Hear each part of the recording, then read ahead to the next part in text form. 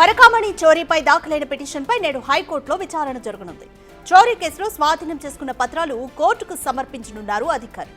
అయితే గత విచారణలో ఎందుకు స్వాధీనం చేసుకోలేదని సిఐడిని హైకోర్టు ప్రశ్నించింది. సిఐడి ఇప్పటికే కొన్ని కేసులకు సంబంధించిన డాక్యుమెంట్స్ ను కూడా స్వాధీనం చేసుకుంది.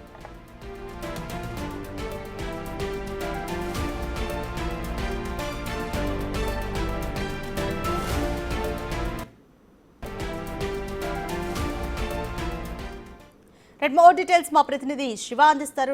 శివ, గత విచారణలోనే డాక్యుమెంట్స్ ను ఎందుకు స్వాధీనం చేసుకోలేదు అంటూ హైకోర్టును సిఐడి ప్రశ్నించింది. సో సిఐడి ఏం వర్షన్ చెప్పింది, సిఐడి ఆన్సర్ ఏంటి, కంప్లీట్ డీటెయిల్స్ చెప్పండి. చూసుకుంటే పరకమణి కేసులో సీజ్ చేసిన రికార్డులను ఏపీ హైకోర్టుకి పోలీసులు అందజేశారు.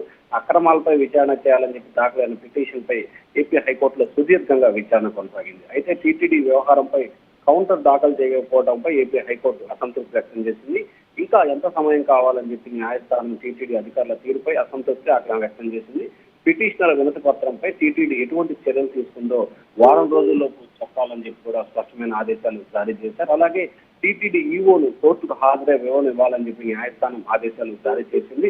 అయితే విచారణ సంబంధించి ఏమాత్రం కూడా కౌంటర్ దాఖలు చేయడంలో కానీ అలాగే పూర్తి సమాచారం లేదని చెప్పి సివిఎస్ఓ సెలవులో ఉన్నారని చెప్పి టీటీడీ తరపు న్యాయవాది చెప్పడంతో హైకోర్టుకి మరికొంత తీవ్రస్థాయి ఆగ్రహం వ్యక్తం చేసింది.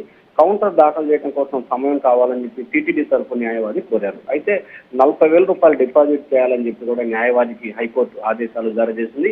కేవలం ఇన్ని రోజులు గడువు తీసుకుని మళ్ళా ఇంకా సమయం కావాలని చెప్పి కోరిన నేపథ్యంలో హైకోర్టు సమయం వృధా అవుతున్న నేపథ్యంలో 40,000 రూపాయలు డిపాజిట్ చేయాలని చెప్పి న్యాయస్థానం ఆదేశాలు జారీ చేసింది.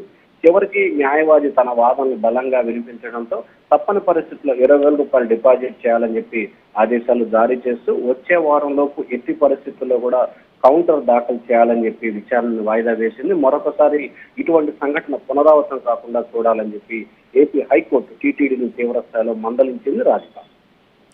Thank you Shiva.